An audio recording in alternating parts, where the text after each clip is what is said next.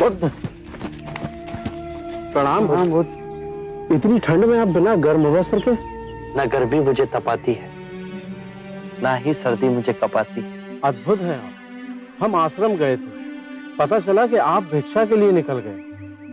आप हम पर कृपा करें, घर पर भोजन ग्रहण करें।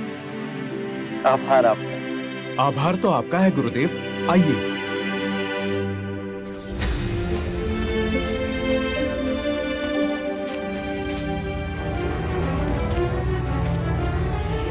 स्मरण रहे, कुछ भी कर लो, खुद का बाल भी बाका न कर सकोगे।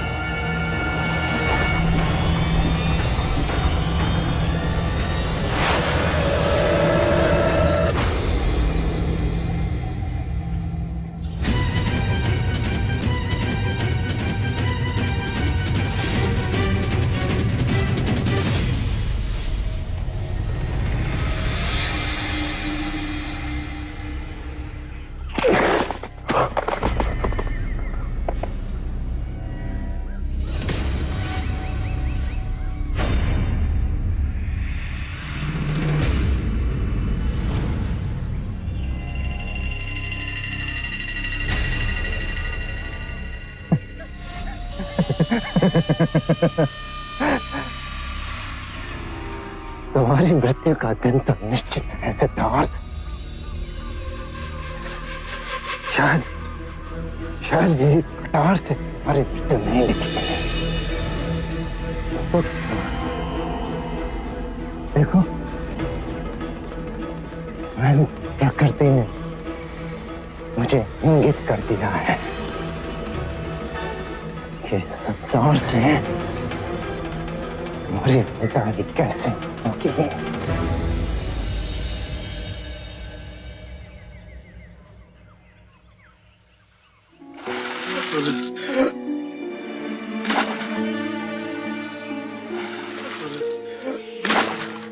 इतनी ठंड में ये व्यक्ति पानी में डुबकियां क्यों लगा रहा है?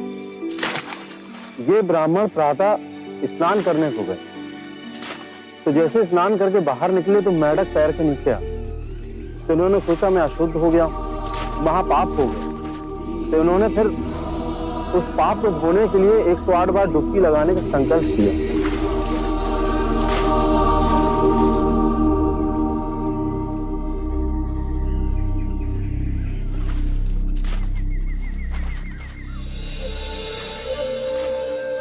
सुनिए, आप ठंड से कांप रहे हैं। यदि ऐसा करेंगे तो बीमार पड़ जाएंगे। महात्मा, अनजाने में मुझसे पाप हो गया। ये नदी गंगा नदी की उपनदी है। इसमें नहाने के बाद मेरे पाप धुल जाएंगे। इस नदी में डुबकी लगाने से यदि आपके पाप धुल जाएंगे, तो इस नदी में रहने वाले मेंढक के ऊपर पांव आने पर आप अपवित्र कैसे हो गए? यदि आपको ऐसा लगता है कि नदी में डुबकी लगाने से आपके पापों का नाश होगा, तो इस नदी में रहने वाली मछलियां, कछुए, सर्प, मेंढक, इन सबको अब तक मुक्ति मिल गई होती।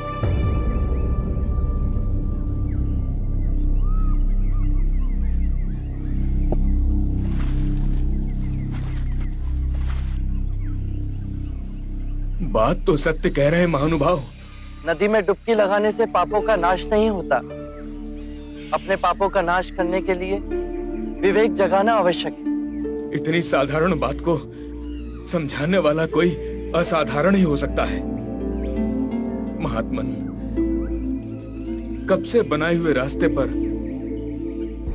अंधे पशु की तरह चल रहे थे। आपने हमारी आंखें खोल दी।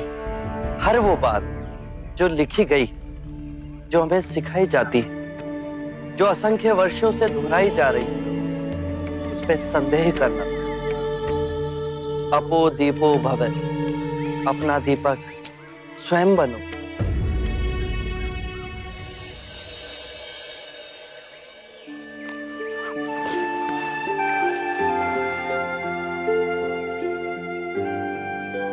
आप धन्य है महात्मा।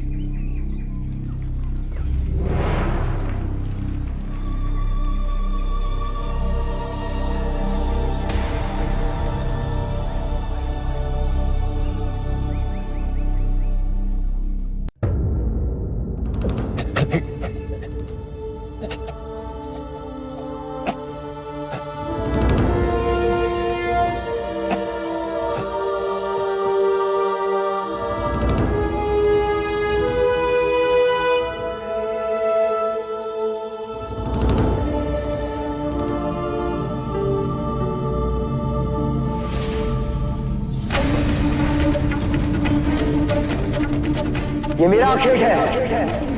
इसे मैंने बचाया है। ये पक्षी मेरा है।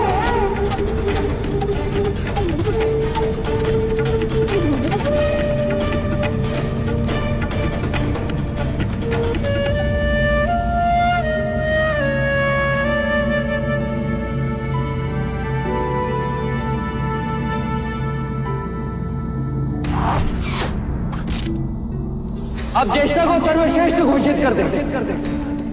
मैं पक्षियों को नहीं मार सकता।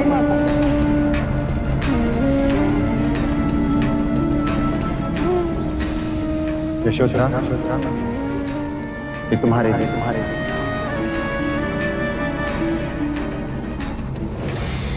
ये सारे पुष्प मेरी ओर से तुम अपने पास ही रखो। क्या अंतर है मेरे कमल में और सिद्धार्थ के दिए हुए कमल में? ये सारे पुष्प तुमने अपने सेवकों से मंगवाए हैं और सिद्धार्थ स्वयं जाकर लेकर आए हैं। सिद्धार्थ के पैरों में अभी भी मिट्टी लगी है।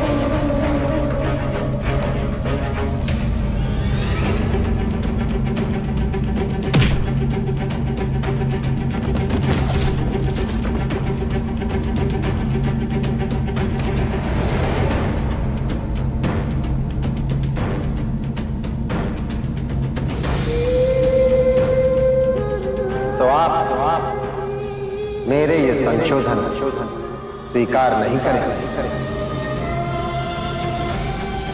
मां, तेरे देव ने अपना स्वयं का संखड़ा उसने सब कुछ त्याग दिया। इतनी याद ना सही, इतनी तपस्या की, तब कहीं जाके सिद्धार्थ बुद्ध बना। युगों युगों में एक ही बुद्ध होता है।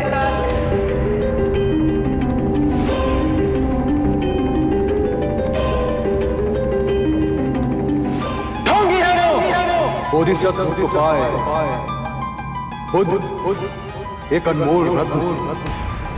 हम मिट जाएंगे, हमारा नाम दुनिया के इतिहास में लुप्त हो जाए, पर बुद्ध की चेतना वो हमेशा इस संसार को रोशनी देती।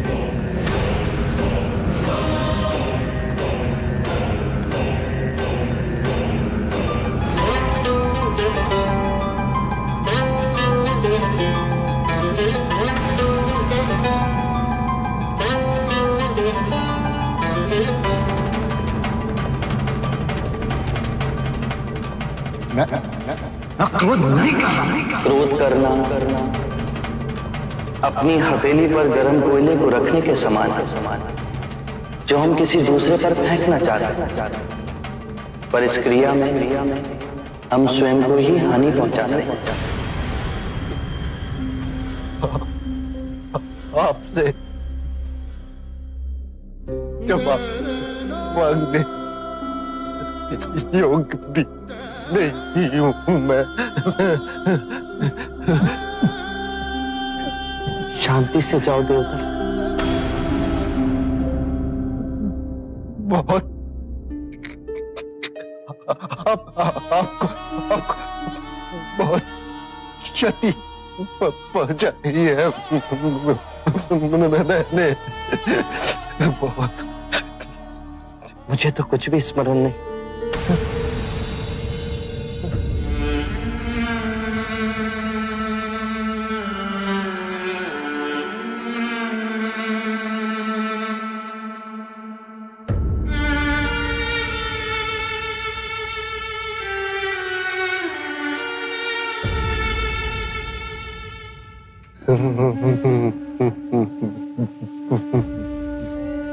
बुद्धं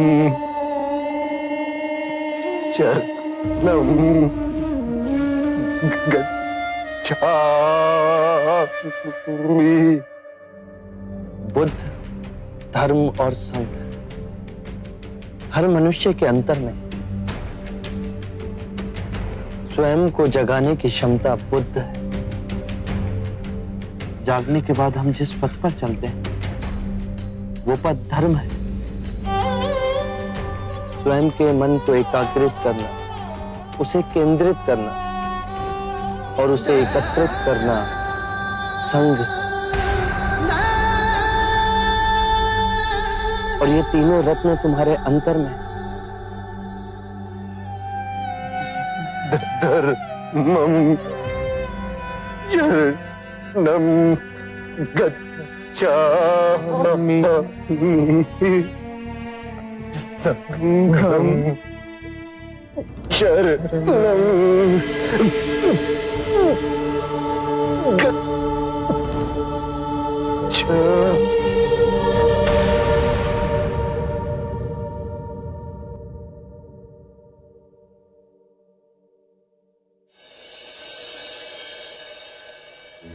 आरंभ हो गई निर्वाण प्रथा, सुनो सुनो ये बुद्ध कथा।